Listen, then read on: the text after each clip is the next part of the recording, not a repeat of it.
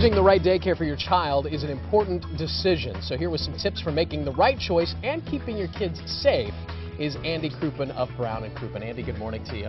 Good morning. I think any decision like this that involves our kids always just feels monumental. Yeah. Like if I make this one poor decision, I'm somehow going to foul this kid's future up. Right, for all it's of over. eternity. So a guy like me likes to go in feeling prepared, like I've done my research, because then when we do make the decision, I'm going to feel at least a little bit better about it. Yeah, it's really important, and this is one of those segments. I hope my wife is watching because I'm going to need to play this back and take my own advice. Yeah, because that's right. we're having a kid in April, and we do not have daycare set up yet, so we're just at that point where we need to start. Well, because your first tip is start early. Yeah. Right? Get out there early. Yeah, start a couple months before you're going to need it. We have something lined up for the first few months, but a couple months before you need it, you want to go out there and start doing your homework. Look what's in the area, or if you're willing to travel further, you know, look around, go visit these places, look at reviews online, you know, find out if it's licensed or unlicensed. Also, find out what the licensing requirements are for your state. That's all available online. You know, oftentimes, people put so much research into where they're going to take their car to get it fixed, and sometimes, you know, it seems so monumental, the daycare thing, that sometimes people just don't do enough. They just sort of, out of frustration, pick the closest place and assume they'll be okay.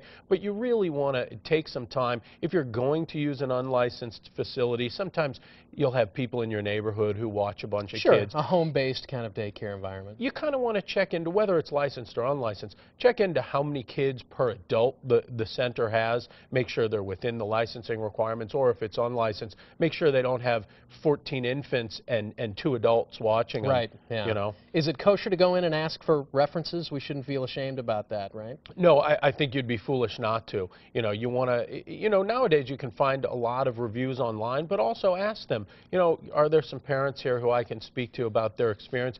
Any reputable, you got to be worried if they have a problem with you asking for that, because what are they trying to hide? Any reputable place would happily provide that, and really almost it's a badge of honor to have all these parents being your kind of junior salespeople out here telling you how great the daycare center is. You hope that they pull this giant file out and say, oh, you want references? Boom, we've got references. Absolutely.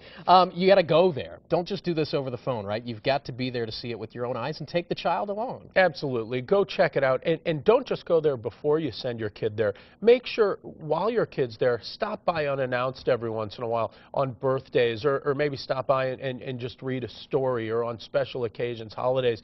Stop by unannounced, check out what's going on there, and make sure everything is as you thought it was when you started. And obviously, if you see some problems, pull your kid out of there. It's too important, and make a better choice. You also want to stay involved in the daycare center. Some of them will let you volunteer, come in once a week. You know, the more closely you're involved, obviously, the safer your kid is going to be. And nobody is going to be more of an advocate for your child than you. Right.